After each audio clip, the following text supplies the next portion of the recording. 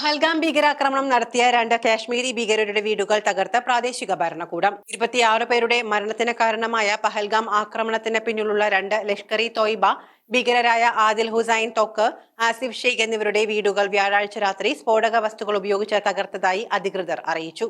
പ്രാദേശിക ഭരണകൂടമാണ് വീടുകൾ ഇടിച്ചു നിരത്തിയത് എന്ന് വാർത്താ ഏജൻസിയായ PTI റിപ്പോർട്ട് ചെയ്തു. ഇന്നലെ രാത്രിയാണ് സംഭവമെന്നാണ് റിപ്പോർട്ട്.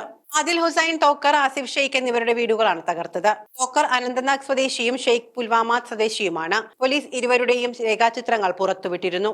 തകർത്ത വീടുകളിൽ സ്ഫോടക വസ്തുക്കൾ ഉണ്ടായിരുന്നതായാണ് ദേശീയ മാധ്യമങ്ങൾ റിപ്പോർട്ട് ചെയ്യുന്നത്.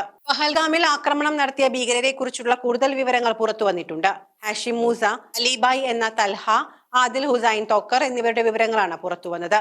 ഭീകരാക്രമണത്തിൽ പങ്കുണ്ട് എന്ന് കണ്ടെത്തിയ ആദിൽ ഹുസൈന്റെയും മറ്റ് 2 തീവ്രവാദികളുടെയും രേഖാചിത്രങ്ങൾ അനന്ത്നാഗ് പോലീസ് വ്യാഴാഴ്ച പുറത്തുവിട്ടിരുന്നു. ഇവർ കഴിഞ്ഞ 1.5 വർഷമായി സൗത്ത് കാശ്മീരിലെ വിവിധ സ്ഥലങ്ങളിൽ ഒളിച്ചു കഴിയുകയായിരുന്നു.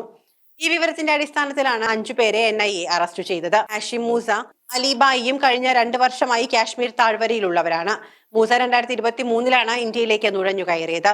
ശ്രീനഗറിനടുത്തുള്ള ബഡ്ഗാം ജില്ല കേന്ദ്രീകരിച്ചായിരുന്നു ഇയാളുടെ പ്രവർത്തനം. മൂസ വന്നതിന് ശേഷം അലി രാജ്യത്തേക്ക് നുഴഞ്ഞു കയറി.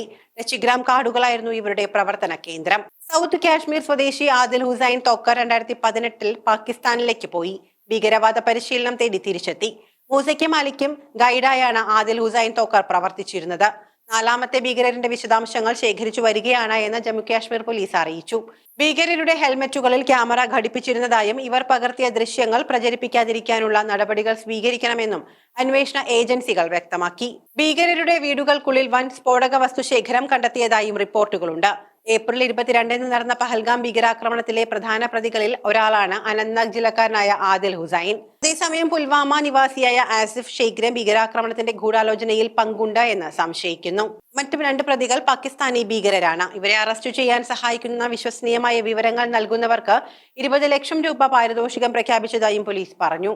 പോലീസ് പുറത്തുവിട്ട രേഖാചിത്രങ്ങൾ പ്രകാരം മറ്റു 2 പ്രതികൾ ഹാഷിം മൂസ എന്ന സുലൈമാൻ, അലിബായ് എന്ന തൽഹാബായ് എന്നിവരാണ്. ഇവർ പാകിസ്ഥാൻ ആസ്ഥാനമായുള്ള ഭീകര സംഘടനയായ ലഷ്കർ ഇ തോയ്ബയിലെ അംഗങ്ങളാണ്. അതേസമയം ആക്രമണം നടത്തിയ ഭീകരർ നുഴഞ്ഞു കയറിയത് 1.5 വർഷം മുൻപാണ് എന്ന റിപ്പോർട്ടുകളുണ്ട്. ഇവർക്ക് പാകിസ്ഥാനിൽ നിന്ന് സഹായം ലഭിച്ചിട്ടുണ്ടോ എന്നറിയാൻ വിശദമായ ചോദ്യം ചെയ്യാൻ ഒരുങ്ങുകയാണ് പോലീസ്. ചോദ്യം ചെയ്യലിന് ഹാജരാകാനായി ഇന്ന് മാത്രം 250 പേർക്കാണ് ജമ്മു കാശ്മീർ പോലീസ് നോട്ടീസ് നൽകിയിരിക്കുന്നത്.